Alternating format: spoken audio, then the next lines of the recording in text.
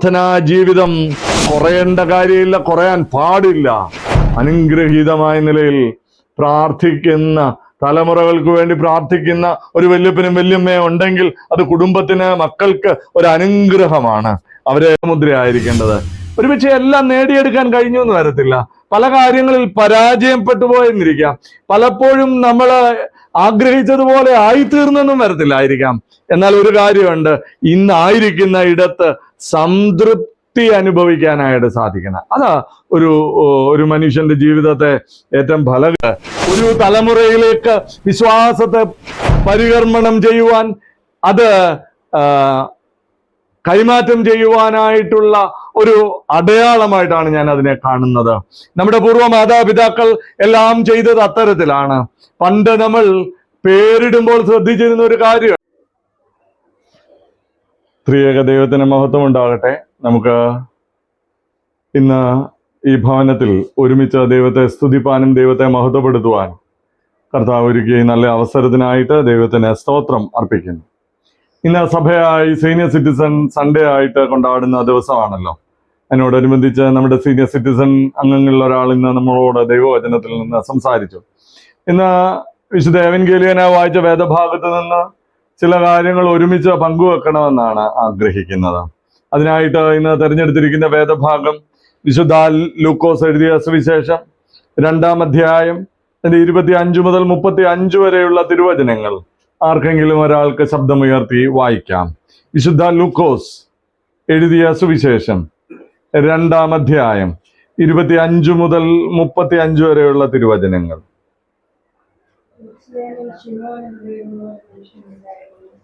മനുഷ്യൻ നീതിമാനും ഇസ്രായേലിന്റെ ആശ്വാസത്തിനായി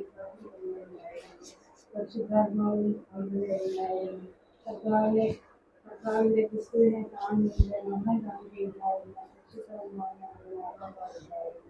അവൻ ആത്മനിയോഗത്താൽ ദേവാലയത്തിൽ ചെന്ന് യേശു എന്ന ബൈബിളിന് വേണ്ടി ന്യായപ്രമാണത്തിന്റെ ചട്ടപ്രകാരം ചെയ്യുവാൻ അദ്ദേഹത്തിന്മാരുടെ ആവശ്യപ്പെടുമ്പോൾ അവൻ അവന്റെ കയ്യിൽ വേണ്ടി ദൈവത്തെ ഇപ്പോൾ നാഗരികം പോലെ നേരെ സമാധാനത്തോടെ വിസ്തരിക്കുകയും ജാതികൾക്ക് വെളിപ്പെടുവാനുള്ള പ്രകാശവും എന്നതരമായ ഇസ്രായേലിന്റെ മഹത്വവുമായി നീ സകല ജാതികളുടെയും മുന്നിൽ ഒരുക്കിയിരിക്കുന്ന എന്റെ രക്ഷയെ എന്റെ കണ്ടുകൊള്ളുകയാണ്. ഇങ്ങനെ അവരെക്കുറിച്ച് പറഞ്ഞത് അവരുടെ അപ്പനും അമ്മയും കാണിച്ചിരിക്കുന്നു.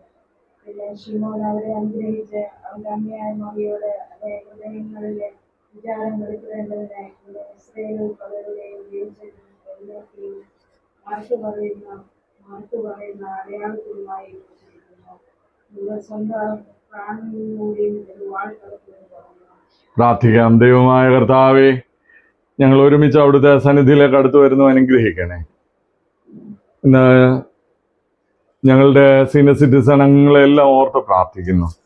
ദൈവികമായ എല്ലാ നൽവരങ്ങളാലും അവരെ നിറയ്ക്കണമേ. ഇന്നത്തെ ഞങ്ങളുടെ തിരുവചന ധ്യാനത്തിൽ തമ്പുരാന്റെ സാന്നിധ്യം ഉണ്ടായിരിക്കണേ. അടിയന്റെ വായിലെ വാക്കുകളും ഞങ്ങളുടെ ഒരുമിച്ചുള്ള ധ്യാനവും അങ്ങേക്ക് പ്രസാദകരമായിരിക്കണം. യേശുവിൻ നാമത്തിൽ അപേക്ഷിക്കുന്ന കൃപയോടെ കേൾക്കണമേ.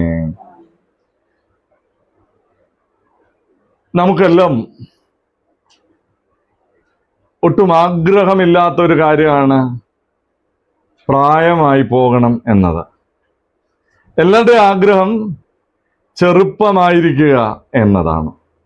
കഴിഞ്ഞ ദിവസം എനിക്ക് ഒരാൾ അയച്ചു തന്ന ഒരു ചെറിയ വീഡിയോ ഉണ്ട്.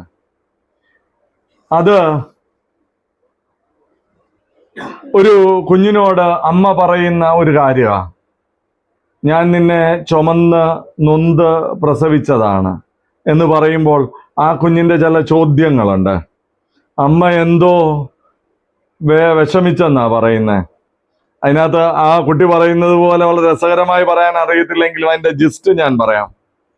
ആ കുട്ടി പറയുകയാണ്, ഒന്ന് തിരിയാനോ മറിയാനോ കഴിയാത്ത ഒരിടത്ത് ഞാൻ അവിടെ കിടക്കുകയായിരുന്നു. ആരെങ്കിലും എന്നോടൊന്ന് സംസാരിക്കാനുണ്ടായിരുന്നോ? ആരെങ്കിലും എന്നോടൊന്ന് പറയാനായിട്ടുണ്ടായിരുന്നോ? എനിക്കൊന്ന് തിരിയാനും മറിയാനും പറ്റുന്നില്ല. അങ്ങനെ കുറേ കാര്യങ്ങൾ ഇങ്ങനെ പറഞ്ഞ് അത് അവസാനിപ്പിക്കുക. ഒരു കൊച്ചു കുഞ്ഞായിരിക്കുമ്പോൾ നമുക്ക് അല്പം പ്രായമാകണമെന്ന് ആഗ്രഹമുണ്ടെങ്കിലും എല്ലാ കാലഘട്ടത്തിലും അതിൻ്റെതായ നന്മകളും അതിൻ്റെതായ ബുദ്ധിമുട്ടുകളുമുണ്ട്.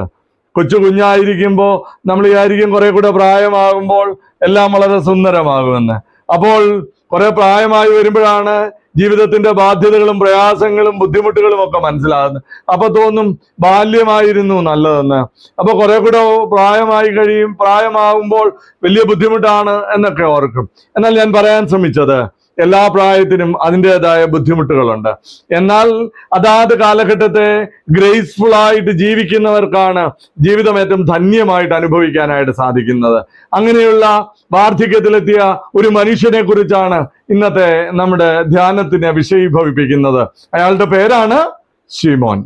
ശീമോൻ എന്ന് പറയുന്ന ഈ മനുഷ്യൻ നമ്മുടെ ദൈനംദിനമായ വായനകളിലൊക്കെ വളരെ ധാരാളമായി കേട്ടിട്ടുള്ള ഒരു മനുഷ്യനാണ്. ഈ മനുഷ്യൻ ഒരു നല്ല സീനിയർ സിറ്റിസൺ ആയിരുന്നു. അയാളുടെ ചില സ്വഭാവ വിശേഷതകൾ നമ്മൾ എങ്ങനെ സീനിയർ സിറ്റിസൺ ലൈഫിൽ മുൻപോട്ട് പോകണമെന്നത് നമുക്ക് കാണിച്ചു തരുന്ന ഒരു ചില സ്വഭാവ വിശേഷതകളുടെ ഉടമയായതുകൊണ്ട് അദ്ദേഹത്തിന്റെ ചില സ്വഭാവങ്ങൾ വേഗത്തിൽ പറഞ്ഞ് ഞാൻ എൻ്റെ വാക്കുകളെ അവസാനിപ്പിക്കണം എന്നാണ് ഞാൻ ആഗ്രഹിക്കുന്നത്.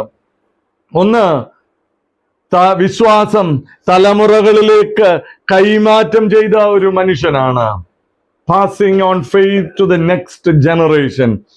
ഇതാ ഈ മനുഷ്യൻ യേശുവിനെ കൈകളിൽ എടുത്തുകൊണ്ട് പറയുകയാണ്, ഇതാ നിവൃത്തിയാകുകയാണ്, ഇതാ എൻ്റെ നിയോഗം ഇവിടെ പൂർത്തീകരിക്കപ്പെടുകയാണ്, നാഥ തിരുവചനത്താൽ സമാധാനത്തോടെ അയക്കണമേ എന്ന് പറഞ്ഞുകൊണ്ട് അവിടെ നിൽക്കുന്ന ഒരു മനുഷ്യനെയാണ് നമ്മൾ കാണുന്നത്. ഒരു തലമുറയിലേക്ക് വിശ്വാസത്തെ പരികർമ്മണം ചെയ്യുവാൻ, അത് കൈമാറ്റം ചെയ്യുവാനായിട്ടുള്ള ഒരു അടയാളമായിട്ടാണ് ഞാൻ അതിനെ കാണുന്നത്. നമ്മുടെ പൂർവ്വ മാതാപിതാക്കൾ എല്ലാം ചെയ്തത് അത്തരത്തിലാണ്. പണ്ട് നമ്മൾ പേരിടുമ്പോൾ ശ്രദ്ധിച്ചിരുന്ന ഒരു കാര്യമുണ്ട്. പണ്ട് പേരിടുന്നതിനൊരു രീതിശാസ്ത്രം ഉണ്ടായിരുന്നു. എന്താണ് ആ രീതിശാസ്ത്രം? നിങ്ങൾക്ക് എല്ലാവർക്കും അറിയാം. എന്താണ്? ഒരു ആൺകുഞ്ഞുണ്ടായാൽ ആ കുഞ്ഞിന്റെ പേര് എന്തായിരിക്കും എന്നത് നമുക്ക് ഊഹിക്കാതെ തന്നെ പണ്ടറിയാമായിരുന്നു. എന്താണ്? അപ്പന്റെ അപ്പൻ, കുഞ്ഞിന്റെ വല്യപ്പന്റെ പേരായിരിക്കും ഈ കുഞ്ഞിന് ഇടുന്നത്. അതൊരു പെൺകുട്ടിയാണെങ്കിൽ കുഞ്ഞിന്റെ അപ്പന്റെ അമ്മയുടെ പേരായിരിക്കും. അതല്ല, രണ്ടാമതുണ്ടാകുന്ന ഒരു ആൺകുട്ടിയാണെങ്കിൽ അത് അമ്മയുടെ അപ്പന്റെ പേരും, രണ്ടാമതുണ്ടാകുന്നത് ആദ്യത്തെ പെൺകുട്ടി രണ്ടാമത്തെ പെൺകുട്ടിയാണെങ്കിൽ രണ്ടാമത്തെ പെൺകുട്ടിക്ക് അമ്മയുടെ പിതാവിന്റെ പേരും ഇടും. ഇത് അന്നത്തെ കാലഘട്ടത്തിൽ പേരുകളുടെ എണ്ണം കുറഞ്ഞതുകൊണ്ടല്ല, ആ പേരുകൾ അവർക്ക് സെലക്ട് ചെയ്യാൻ ഇല്ലാഞ്ഞിട്ടും അല്ല, മറിച്ച് ഇതൊരു വിശ്വാസത്തിന്റെ പൈതൃകം ഇങ്ങനെ കൈമാറ്റം ചെയ്യപ്പെടുന്നതിന്റെ ഒരു അടയാളമായിരുന്നു എന്നത് എനിക്ക് യാതൊരു സംശയവുമില്ല. അതുകൊണ്ട് ഈ വിശ്വാസത്തെ തലമുറകളിലേക്ക് കൈമാറ്റം ചെയ്യപ്പെട്ടുകൊണ്ടിരിക്കുകയാണ്. എൻ്റെ പിതാവിന്റെ വിശ്വാസം എന്നിലൂടെ എൻ്റെ മക്കളിലേക്കും അവരുടെ മക്കളിലേക്കും ഇങ്ങനെ ഇടമുറിയാതെ പകർന്നു കൊടുത്തത് കൊണ്ടാണ് ഇന്നും ഈ സഭ ഇങ്ങനെ നിലനിൽക്കുന്നത്. അതിന് കോട്ടം തട്ടുന്നത് കൊണ്ടാണ് ഇന്ന് ചിലപ്പോൾ പള്ളികളിൽ ആളില്ലാതെ വരുന്നത്. ഒരുപക്ഷെ ആ വിശ്വാസത്തിന്റെ പൈതൃക പകരപ്പെടുന്നതിൽ നമുക്ക് സംഭവിച്ചതായ അപജയത്തിന്റെ ചില അപകട സൂചനകളാണ് നമ്മൾ കാണുന്നത്. അതുകൊണ്ട് പ്രിയപ്പെട്ടവരെ, ഒരു സീനിയർ സിറ്റിസൺ ആകുക എന്ന് പറഞ്ഞാൽ അതിൻ്റെ അർത്ഥം ഞാൻ ചുമ്മാതെ ഇരിക്കുക, വെറുതെ ഇരിക്കുക എന്നുള്ളതല്ല. മറിച്ച് നമ്മുടെ യുവതലമുറകളിൽ വിശ്വാസത്തിന്റെ പൈതൃകം പകരപ്പെടുന്നതിനുള്ള ഒരു മുഖാന്തരമായിട്ട് തീരണം. സങ്കീർത്തനങ്ങൾ 145 അതിൻ്റെ 4-ാമത്തെ വാക്യം നിങ്ങളുടെ ശ്രദ്ധയിലേക്ക് ഞാൻ കൊണ്ടുവരട്ടെ. 145-ാം സങ്കീർത്തനം അതിൻ്റെ 4-ാമത്തെ വാക്യം ഇപ്രകാരമാ പറയുന്നത്: തലമുറ തലമുറയോട് നിന്റെ ക്രിയകളെ പുകഴ്ത്തി നിന്റെ വീര്യപ്രവൃത്തികളെ പ്രസ്താവിക്കും. ഇതെന്റെ ഒരു ദൗത്യമാണ്. തലമുറ തലമുറകളോട് നിന്റെ ക്രിയകളെ പുകഴ്ത്തി നിന്റെ വീര്യപ്രവൃത്തികളെ പ്രസ്താവിക്കും. നിന്റെ പ്രതാപത്തിന്റെ തേജസ്സുള്ള മഹത്വത്തെയും നിന്റെ അത്ഭുത കാര്യങ്ങളെയും ഞാൻ ധ്യാനിക്കും. ഒരു വീട്ടിൽ ഒരു വല്യപ്പച്ചനും വല്യമ്മച്ചയും ഉണ്ടായിരിക്കുക എന്ന് പറയുന്നത് ആ കുടുംബത്തിന്റെ ഒരു വലിയ ഭാഗ്യമാണ്. സാധാരണ പറയാറുണ്ട്, ഈ പ്രായമായവർ എങ്ങനെയായിരിക്കും എന്നാ, കുട്ടികളെ പോലെ ആകും എന്നാണ് പറയുന്നത്, അല്ലയോ? അതുകൊണ്ട് അവർക്ക് അവരോട് വളരെ നന്നായി ഇടപെടാനായിട്ട് സാധിക്കും. ഞാൻ ദീർഘിപ്പിക്കുന്നില്ല. ഒന്നാമത് എനിക്ക് പറയാനായിട്ടുള്ളത്, ഒരു സീനിയർ സിറ്റിസൺ എങ്ങനെയായിരിക്കണം? അവർ വിശ്വാസത്തെ തലമുറകളിലേക്ക് കൈമാറ്റം ചെയ്യപ്പെടുന്ന വ്യക്തിയായിരിക്കണം. രണ്ടാമതായിട്ട് ഈ മനുഷ്യനെ കുറിച്ച് പറയുന്ന ഒരു കാര്യമുണ്ട്. അയാൾ ഒരു നല്ല മാതൃകാ പുരുഷനായിരുന്നു.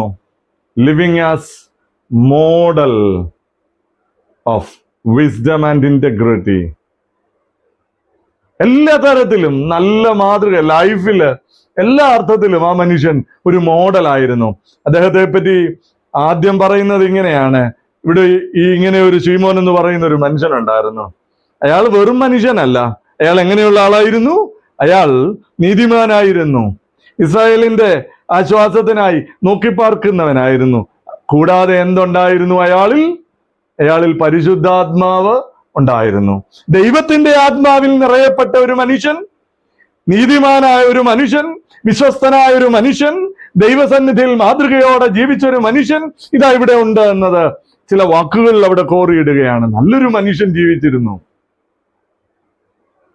പ്രായമായവർ ഈ ലോകത്ത് ജീവിക്കുമ്പോൾ അത് മറ്റുള്ളവരുടെ മുൻപിൽ മാതൃകയോടെ ജീവിക്കണം. മലയാളത്തിൽ പഴയൊരു ചൊല്ലുണ്ട്, 60-ൽ പൊറുപൊറുപ്പെന്ന്. ഇന്നൊന്നും അങ്ങനെ പറയേണ്ട കാര്യമില്ല, അങ്ങനെ പറയാറുമില്ല. പൊറുപൊറുക്കുന്നവർ ഇല്ലതാനും. എങ്കിലും പറയുകയാണ്, വളരെ അനുഗ്രഹീതമായ നിലയിൽ ജീവിക്കുന്നിടത്താ ഈ വാർദ്ധക്യം അല്ലെങ്കിൽ ഈ സീനിയർ സിറ്റിസൺ ഏറ്റവും അനുഗ്രഹകരമായിരിക്കുന്നത്. സദൃശവാക്യങ്ങളുടെ പുസ്തകത്തിൽ അതിന്റെ 16-ാം അധ്യായം 31-ാമത്തെ വാക്യത്തിൽ പറയുന്നുണ്ട്, നരച്ച തലയോ ശോഭയുള്ള കിരീടമാണ്. അവരാണ് നീതിയുടെ ജീവിതത്തെ പ്രാപിക്കാനായിട്ട് ഇടയാകുന്നത്. അതുകൊണ്ട് പ്രിയപ്പെട്ടവരെ, ജീവിതത്തിൽ മാതൃകയോടെ ജീവിക്കണം. ഓരോ വല്യപ്പച്ചനും വല്യമ്മച്ചിയും മാതൃകയോടെ ജീവിക്കണം. നമ്മള് വിശുദ്ധ മാമോദീസയുടെ സമയത്ത് ഏറ്റവും അവസാനം ഈ പ്രബോധനം നൽകുന്ന ഒരു ഭാഗം നിങ്ങൾ ശ്രദ്ധിച്ചിട്ടുണ്ടാവും.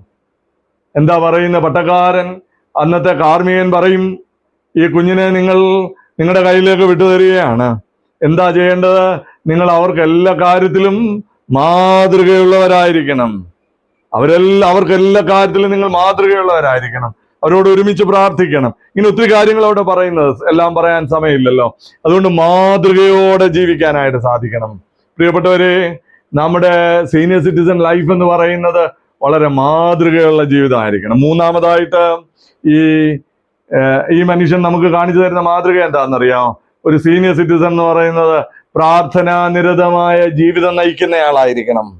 പ്രാർത്ഥനാനിരതമായ ജീവിതം നയിക്കുന്നയാളായിരിക്കണം. ഈ മനുഷ്യനെ കണ്ടുമുട്ടുന്നത് എവിടെ വെച്ചാ? ദേവാലയത്തിലാണ് കണ്ടുമുട്ടുന്നത്. ഈ മനുഷ്യനെ കാണുന്നത് ദേവാലയത്തിൽ വെച്ചാ. യേശുവിനെ ദേവാലയത്തിലേക്ക് കൊണ്ടുവരുമ്പോൾ അവിടെ വെച്ചാണ് കാണുന്നത്. ആ മനുഷ്യൻ ഒരു വലിയ നിയോഗത്തോടെ അവിടെ നിൽക്കുകയാണ് കർത്താവിന്റെ സന്നിധിയിൽ. അതുകൊണ്ട് ഒരു സീനിയർ സിറ്റിസൺ എന്ന് പറയുന്നത് പ്രാർത്ഥനയ്ക്കും മധ്യസ്ഥതയ്ക്കുമായി ജീവിതത്തെ വേർതിരിച്ച ആളായിരിക്കണം. പണ്ടത്തെ പോലെ ഓടി നടക്കാനോ പണ്ടത്തെ പോലെ അധ്വാനിക്കാനോ ഇനിയും നിങ്ങൾക്ക് കഴിഞ്ഞു എന്ന് വരത്തില്ല. അല്ലെങ്കിൽ നമുക്ക് ആ പ്രായമെത്തുമ്പോൾ അതിന് കഴിയില്ല.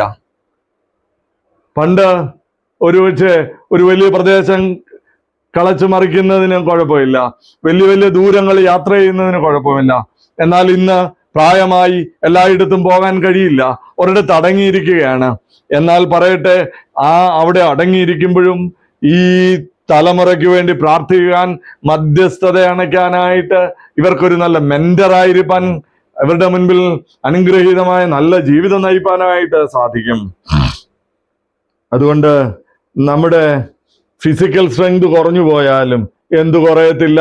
സ്പിരിച്വൽ സ്ട്രെങ്ത് കുറയത്തില്ല. ഫിസിക്കൽ സ്ട്രെങ്ത് കുറഞ്ഞു പോവും, അത് യാഥാർത്ഥ്യമാണ്. എന്നാൽ നമ്മുടെ പ്രാർത്ഥനാ ജീവിതം കുറയേണ്ട കാര്യമില്ല, കുറയാൻ പാടില്ല. അനുഗ്രഹീതമായ നിലയിൽ പ്രാർത്ഥിക്കുന്ന, തലമുറകൾക്ക് വേണ്ടി പ്രാർത്ഥിക്കുന്ന ഒരു വല്യപ്പനും വല്യമ്മയും ഉണ്ടെങ്കിൽ അത് കുടുംബത്തിന്, മക്കൾക്ക് ഒരു അനുഗ്രഹമാണ്. അവരെ നമ്മൾ അത്തരത്തിൽ കാണാനായിട്ട് സാധിക്കണം. നാലാമതായിട്ട് ഈ മനുഷ്യന്റെ പ്രത്യേകത എന്തായിരുന്നെന്ന് അറിയാമോ? വളരെ സംതൃപ്തിയുള്ള ജീവിതമാ. വളരെ സംതൃപ്തിയോടുകൂടിയാ അയാൾ പറയുക, നാഥ, ഇത് സമാധാനത്തോടെ അടിയനെ, തിരുവചനം പോലെ നീ അടിയനെ സമാധാനത്തോടെ അയക്കുന്നു. വളരെ സംതൃപ്തിയോടാ. ഈ ജീവിതത്തിൽ സംതൃപ്തിയാണ് ഒരു സീനിയർ സിറ്റിസന്റെ മുഖമുദ്ര ആയിരിക്കേണ്ടത്. ഒരുപക്ഷെ എല്ലാം നേടിയെടുക്കാൻ കഴിഞ്ഞു എന്ന് വരത്തില്ല, പല കാര്യങ്ങളിൽ പരാജയപ്പെട്ടു പോയെന്നിരിക്കാം, പലപ്പോഴും നമ്മൾ ആഗ്രഹിച്ചതുപോലെ ആയിത്തീർന്നെന്നും വരത്തില്ലായിരിക്കാം. എന്നാൽ ഒരു കാര്യമുണ്ട്, ഇന്നായിരിക്കുന്ന ഇടത്ത് സംതൃപ്തി അനുഭവിക്കാനായിട്ട് സാധിക്കണം. അതാ ഒരു മനുഷ്യന്റെ ജീവിതത്തെ ഏറ്റവും ഫലകരമാക്കി തീർക്കാനായിട്ട് സാധിക്കുന്നത്. വളരെയേറെ ഫലകരമായി തീരുവാനായിട്ട് സാധിക്കണം. എൻ്റെ പ്രിയപ്പെട്ടവരെ, ഈ മനുഷ്യന്റെ ജീവിതം നമ്മളെ അതാണ് കാണിച്ചു തരുന്നത്. വളരെ സംതൃപ്തമായ ജീവിതം, അനുഗ്രഹീതമായ ജീവിതം. അഞ്ചാമതായിട്ട് വളരെ വിഷനറിയായ ഒരു ജീവിതമായിരിക്കണം ഒരു സീനിയർ സിറ്റിസന്റെ. വരുന്ന കാര്യങ്ങളെ മുൻകൂട്ടി കാണാനായിട്ട് കഴിയുന്നവരായിരിക്കണം. അത് സീനിയർ സിറ്റിസൺ മാത്രമല്ല, എല്ലാവർക്കും ആ ഒരു ക്വാളിറ്റി ഉണ്ടായിരിക്കണം. ഇവിടെ പറയുന്നു 31-ാമത്തെ, നീ സകല ജാതികളുടെയും മുൻപിൽ ഒരുക്കിയിരിക്കുന്ന നിന്റെ രക്ഷ എന്റെ കണ്ണ് കണ്ടുവല്ലോ എന്ന് പറഞ്ഞുകൊണ്ട് ഈ യേശുവിനെ കാണാൻ ഒരുക്കത്തോടുകൂടെ ദേവാലയത്തിൽ ഇരിക്കത്തക്കവണ്ണം വളരെയേറെ വിഷനറി ആയിട്ടിരിക്കുക. ജീവിതത്തിൽ പല കാര്യങ്ങളിലും ഈ ഒരു ദീർഘദർശിത്വം സീനിയർ സിറ്റിസൺ ഉണ്ടായിരിക്കണം. കാലത്തെ വിവേചിച്ചറിയുന്ന മനസ്സോടുകൂടെ കാലത്തിന്റെ ഗതിവിഗതികളെ തിരിച്ചറിഞ്ഞുകൊണ്ട് ഈ തലമുറയെ നയിക്കാനായിട്ടുള്ള വലിയ ഉത്തരവാദിത്വമുണ്ട്. മാറി നിൽക്കാനായിട്ടല്ല, അതുകൊണ്ട് എല്ലാത്തിന്റെ അധികാരം പിടിച്ചെടുക്കാനായിട്ടല്ല, മറിച്ച് സംതൃപ്തമായിട്ട് വിട്ടുകൊടുക്കുക. വളരെയേറെ അനുഗ്രഹീതമായ ജീവിതത്തിൽ മുൻപോട്ട് പോവുക. ഈ സംതൃപ്തിയെ പറ്റി പറഞ്ഞപ്പോ ഞാനൊരു കാര്യം പറയണമെന്ന് വിചാരിച്ച, നമ്മൾ ഈ സംതൃപ്തി ഇല്ലാത്തപ്പോഴാണ് നമ്മുടെ ഈ കുടുംബത്തിലെ ബന്ധങ്ങൾ, അധികാരങ്ങൾ ഷെയർ ചെയ്യപ്പെടാനായിട്ട് കഴിയുന്നില്ല. ഇപ്പൊ ഒരു വീട്ടിൽ അപ്പനും അമ്മയും മക്കളും എല്ലാം കൂടെ ഒരുമിച്ച് ജീവിച്ചാലും വല്യപ്പൻ പറയുന്നതായിരിക്കണം കേൾക്കേണ്ടത്, അല്ലെങ്കിൽ വല്യപ്പൻ പറയുന്നത് പോലെ നടക്കണമെന്ന് കരുതുന്ന പല ആളുകളുണ്ട്. അടുക്കളയുടെ താക്കോല് വല്യമ്മയുടെ കയ്യിൽ തന്നെ, ഇതൊന്നും വിട്ടുകൊടുക്കാനായിട്ടൊരു മനസ്സില്ല. അങ്ങനെയല്ല, സംതൃപ്തിയോടുകൂടി എല്ലാം വിട്ടുകൊടുക്കണം. അതുകൊണ്ട് ഈ വസ്തു എല്ലാം കൂടെ ഒന്നടങ്കം മക്കളുടെ പേരിൽ എഴുതി വെച്ചിട്ട് തെരുവിലാക്കപ്പെടരുത്, അത് വേറൊരു കാര്യം. എന്നാൽ വയസ്സായിട്ട് ചെയ്യണം. നമുക്ക് വിട്ടുകൊടുക്കാൻ കഴിയുന്ന വളരെ വളരെ മാതൃകാപരമായി എല്ലാറ്റിൽ നിന്നും ഡിറ്റാച്ച്ഡായി വളരെ അനുഗ്രഹീതമായ നിലയിൽ മുൻപോട്ട് പോകുവാനായിട്ട് സാധിക്കണം. അവസാനമായിട്ട് ഞാൻ എൻ്റെ വാക്കുകളെ അവസാനിപ്പിക്കുന്നതിന് മുമ്പ്, ദൈവം ഒത്തിരി കരുതുന്ന ഒരു കമ്മ്യൂണിറ്റിയാണ് ഈ സീനിയർ സിറ്റിസൺ. ദൈവം ഒത്തിരി കരുതുന്ന ഒരു കമ്മ്യൂണിറ്റിയാണ്. യെശയ്യാ പ്രവാചകന്റെ പുസ്തകം 46-ാം അധ്യായം അതിന്റെ 4-ാമത്തെ വാക്യം ആരെങ്കിലും ഒന്ന് വായിക്കൂ. യെശയ്യാ പ്രവാചകന്റെ പുസ്തകം 46-ാം അധ്യായം അതിന്റെ 4-ാമത്തെ വാക്യം എടുത്തോ, ഇല്ലെങ്കിൽ ഞാൻ തന്നെ വായിക്കാം. നിങ്ങളുടെ വാർദ്ധക്യം വരെ ഞാൻ അനന്യൻ തന്നെ, നിങ്ങൾ നരയ്ക്കുവോളോ ഞാൻ നിങ്ങളെ ചുമക്കും, ഞാൻ ചെയ്തിരിക്കുന്നു, ഞാൻ വഹിക്കുകയും ഞാൻ ചുമന്ന് വിടുവിക്കുകയും ചെയ്യും. അതുകൊണ്ട് ദൈവം ഒരു വലിയ വാഗ്ദത്തം തന്നിരിക്കുക. ദൈവം വാർദ്ധക്യത്തിൽ കൈവിടാതെ താങ്ങിക്കൊള്ളാമെന്നുള്ള വലിയ ഉറപ്പുണ്ട്. കർത്താവ് അതിന് ഒത്തിരി ഉദാഹരണങ്ങൾ നമുക്ക് നൽകിയിട്ടുണ്ട്. വാർദ്ധക്യത്തിൽ ഒത്തിരി വൻകാര്യങ്ങളെ ചെയ്തിട്ടുള്ള ധാരാളം ആളുകൾ നമുക്ക് വേദപുസ്തകത്തിൽ കാണാം. അബ്രഹാമിനെ 75-ാമത്തെ വയസ്സിലാണ് വിളിക്കുന്നത്. 100-ാമത്തെ വയസ്സിലാണ്, 99-ാമത്തെ വയസ്സിലാണ് കുഞ്ഞിനെ ദാനമായി നൽകുന്നത്. സാറ കുഞ്ഞിനെ പ്രസവിക്കുന്നത് 90-ാമത്തെ വയസ്സിലാ. എല്ലാ സാധ്യതകളും അടയുമെന്ന് ലോകം കരുതുന്നിടത്ത് ഇതാ ഒരു പൈതലിനെ ദൈവം ദാനമായി നൽകിയത് 90-ാമത്തെ വയസ്സിലാ. അതുകൊണ്ട് പ്രായം ഒന്നിനും ഒരു തടസ്സമല്ല. 40-ാമത്തെ വയസ്സിൽ ദൈവം വിളിച്ചൊരു മനുഷ്യനാണ് കാലേബ്. ആ കാലേബ് തൻ്റെ 85-ാമത്തെ വയസ്സിൽ അമാലേക്കരായ മനുഷ്യരോട് പടവെട്ടുന്ന ഒരു ചരിത്രം നമുക്ക് വേദപുസ്തകത്തിൽ കാണാം. യോശുവയുടെ പുസ്തകം 14 അധ്യായത്തിലാണ് അത് നമുക്ക് കാണാനായിട്ട് സാധിക്കുന്നത്. അവിടെ യോശുവയുടെ പുസ്തകം 14 അധ്യായം 11-12 വാക്യങ്ങളിൽ അത് രേഖപ്പെടുത്തുന്നുണ്ട്. ഇപ്പോൾ കാലേബിന് 40-ാമത്തെ വയസ്സിൽ വിളിച്ച കാലേബിന് ഇപ്പോൾ 85 വയസ്സായി. ഇപ്പോൾ ഈ 85 വയസ്സിനടുത്ത ഈ കാലേബ് മോശയോട് പറയുന്നൊരു കാര്യമുണ്ട്, തന്നെ ഒരു വലിയ ദൗത്യത്തിനായിട്ട് വിടണം. എന്താണ്? മോശ എന്നെ അയച്ച നാളിനെ പോലെ ഇന്നും എനിക്ക് ആരോഗ്യമുണ്ട്. പടവെട്ടാൻ പോകുവാനും വരികയും ചെയ്യുവാനും എൻ്റെ ആരോഗ്യം അന്നത്തെ പോലെ ഇന്നും ഇരിക്കുന്നു. ആകയാൽ യഹോവ അന്ന് കൽപ്പിച്ച ഈ മല ഇപ്പോൾ എനിക്ക് തരിക. അനാക്യർ അവിടെ ഉണ്ടെന്നും പട്ടണങ്ങൾ വലിപ്പവും ഉറപ്പും ഉള്ളവ എന്നും നീ അന്ന് കേട്ടിട്ടുണ്ടല്ലോ. യഹോവ എന്നോടുകൂടെ ഉണ്ടെങ്കിൽ താൻ അരുളി ചെയ്തതുപോലെ ഞാൻ അവരെ ഓടിച്ചു കളയും. 85 വയസ്സുള്ള മനുഷ്യൻ പറയുകയാണ്, എനിക്ക് അന്നത്തെ പോലെയുള്ള ആരോഗ്യമുണ്ട്. കാരണം എന്താ?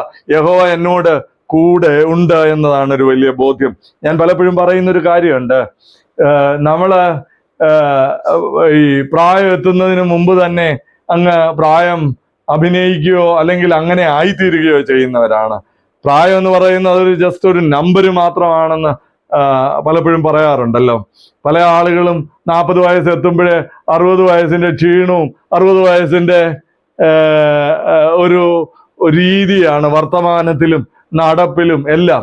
എന്നാൽ ചില ആളുകളുണ്ട് 80-ാമത്തെ വയസ്സിലും വളരെ എനർജറ്റിക് ആയിട്ട് പോകാനായിട്ട് ശ്രമിക്കും. അത് അവർക്ക് ക്ഷീണമോ പ്രയാസമോ ഒന്നും ഇല്ല എന്നത് കൊണ്ടൊന്നുമല്ല, അത് അവരുടെ ഒരു ആറ്റിറ്റ്യൂഡിന്റെ ഒരു അടയാളമാണ്. പല ആളുകളും ഇങ്ങനെ ഈ ചെറിയ ഇതാകുമ്പോൾ തന്നെ അങ്ങ് ക്ഷണിക്കോ, എനിക്കിതിനൊന്നും കഴിയില്ല, എന്നെ കൊണ്ട് ഇതിനൊന്നും കഴിയില്ല, ഞാൻ അങ്ങ് പ്രായമായി എന്ന് കരുതുന്നവരാണ്. പലപ്പോഴും ഈ സങ്കീർത്തനത്തിലെ ഒരു വാക്യവും നമുക്കൊരു വലിയ വലിയ കാരണമായി തീരാറുണ്ട്.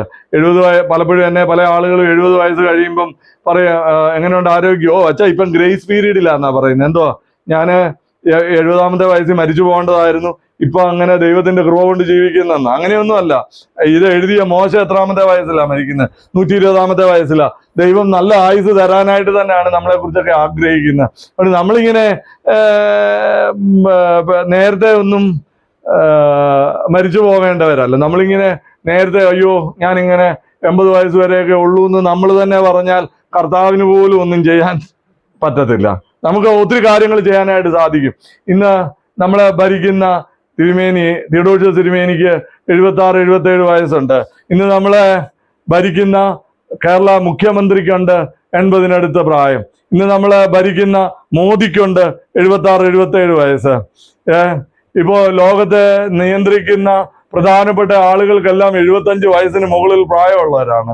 അതുകൊണ്ട് പ്രായമായി എന്ന് പറയുന്ന നമ്മൾ മാറി നിൽക്കത്തതേ ഉള്ളൂ. KFC ഉണ്ടാക്കാൻ തുടങ്ങിയപ്പോൾ അതിന്റെ ഉപജ്ഞാതാവിന് വയസ്സ് എത്രയാണെന്നറിയാമോ? 65 വയസ്സ് മാത്രമായിരുന്നു. 65 വയസ്സുണ്ടായിരുന്നു.